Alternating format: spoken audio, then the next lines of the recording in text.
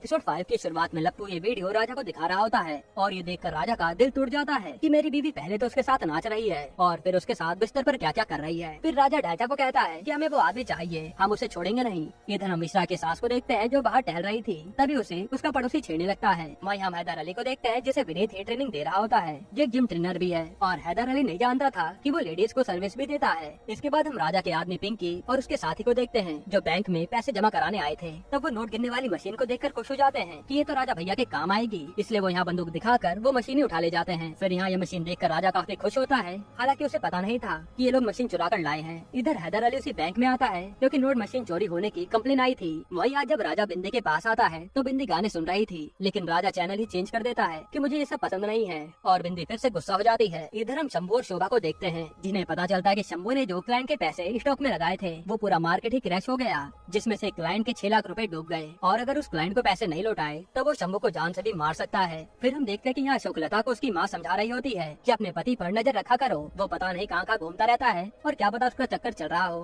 तभी मिश्रा कहीं बाहर जा रहा होता है, ये देखकर अशोकलता की माँ उसे लेकर मिश्रा का पीछा करने लगती है। फिर ये देखते हैं कि मिश्रा तो एक लड़की को लेकर कहीं जा रहा है। ये देखकर अशोकलता उदास हो जाती है कि ये मुझे धोखा दे रहे हैं। अब जैसे ये लोग मिश्रा के पीछे पीछे घर में आते हैं तो यहाँ पता चलता है कि ये तो वही लेडी है जिससे मिश्रा सर्विस देता था और यहाँ वो आज उसके पति के अकाउंट्स देखने आया था। ये देखकर अशोकलता के होश उड़ जाते हैं कि मैंने इन पर फालतू में शक किया। फिर रात को अशोकलता मिश्रा से शक करने के लिए माफी मांगती है और मिश्रा बातें बनाने लगता है कि आजकल मुझे बहुत काम रहता है इसलिए मैं तुम्हें टाइम नहीं दे पा रहा, जिस पर अशोकलता भी कहती है कि कोई बात नहीं, वैसे कल तुम्हें माँ को ऑपरेशन के लिए लेकर जाना है। मिश्रा भी कहता है ठीक है मैं ले जा लूंगा। अब अगले दिन हम मिश्रा को बिंदी से मिलने उसे लॉज में आता हुआ देखते हैं और मिश्रा यहाँ पर बिंदी के लिए केक भी लाया था। तब वो देखता है कि बिंदी काफी उदास है। तभी यहाँ पर बंदूकदार लप्पू पीछे से आता है और वो ढांचा को कॉल कर देता है कि भाभी और उसके आशिक को पकड़ लिया है, तुम जल्दी भैया को लेकर आ जाओ। ये देखकर तो मिश्रा के होश उड़ जाते हैं और लप्पू कहता है कि जब तक भैया नहीं आते तुम यहाँ डांस करके दिखाओ और वो उसके पास जो भी सामान होता है उसी को पहना देता है। तभी बंदूक की नोक पर मिश्रा डांस करने लगता है और लप्पू मिश्रा का लाया केक खाने लगता है। ये देखते बिंदी लप्पू पर हमला कर देती है कि मैं इनसे प्यार करती हूँ, इन्हें कुछ भी होने नहीं दूंगी, जिस दौरान इनके बीच काफी लड़ाई होती है और वही बिंदी के सर पर लगने से वो बेहोश हो जाती है। फिर मिश्रा अपने पास रखे चाकू से लप्पू पर हमला करता है और लप्पू मिश्रा को खूब मारता है। यह वही सीन था जो हमने एपिसोड 1 की स्टार्टिंग में देखा था। तभी मौका मिलते ही मिश्रा लप्पू को अपने चाकू से मार डालता है और खून देखते ही वो बेहोश हो जाता है। फिर जब बिंदी को होश आता है तो वो मिश्रा को आकर उठाती है। फिर यह मर्डर देखकर मिश्रा को समझ नहीं आता